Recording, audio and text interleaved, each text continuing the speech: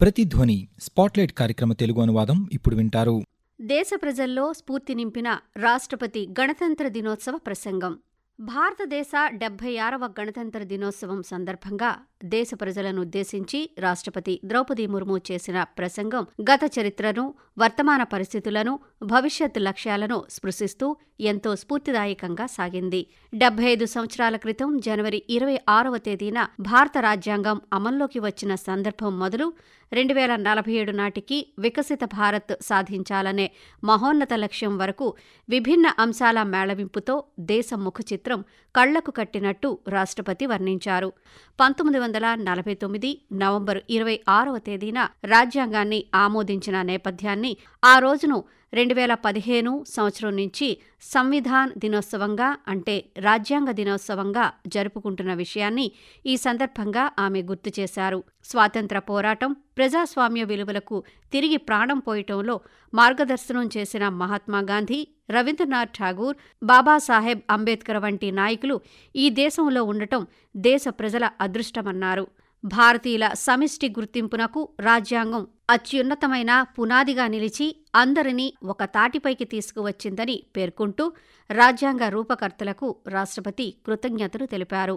గత కొన్ని సంవత్సరాల్లో మన దేశం ఆర్థిక వృద్ధి రేటు నిరంతరం పెరుగుతోంది. యువతకు మరిన్ని ఉపాధి అవకాశాల కల్పన, రైతులు, కార్మికులకు శ్రమకు తగ్గ ఫలితం వచ్చేలా చేపడుతున్న చర్యల కారణంగా ప్రజలు పేదరికం నుంచి క్రమంగా బయటకు రాగలుగుతున్నారు. రానున్న సంవత్సరాల్లో కూడా ఇదే ధోరణి కొనసాగించేందుకు తోడ్పడతాయని రాష్ట్రపతి విశ్వాసం వ్యక్తం చేశారు.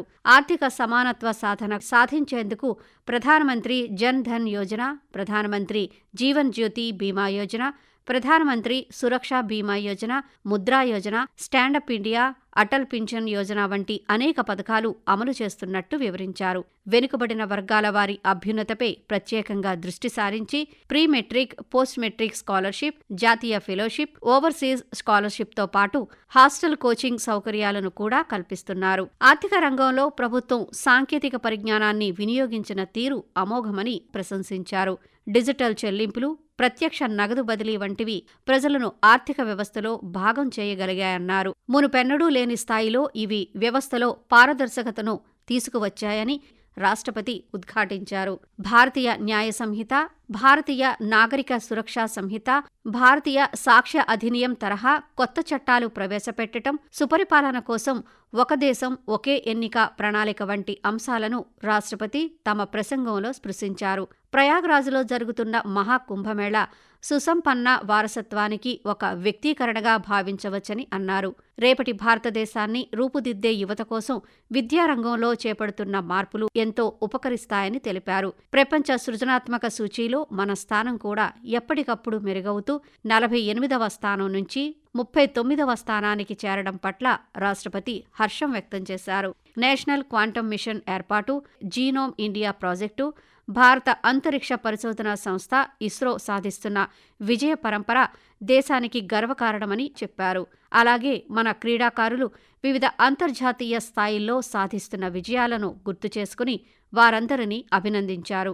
దేశాన్ని కంటికి రెప్పలా కాపాడే జవాన్లకు, అంతర్గత భద్రత కోసం పాటుపడుతున్న పోలీసు, పారామిలిటరీ సిబ్బందికి రాష్ట్రపతి శుభాకాంక్షలు తెలిపారు.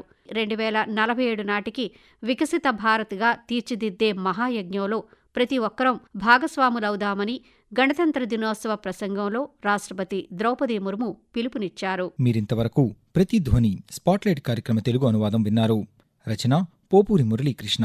సమర్పణ ప్రాంతీయ వార్తా విభాగం, ఆకాశవాణి విశాఖపట్నం కేంద్రం. వెలువడింది ఆకాశవాణి విజయవాడ కేంద్రం.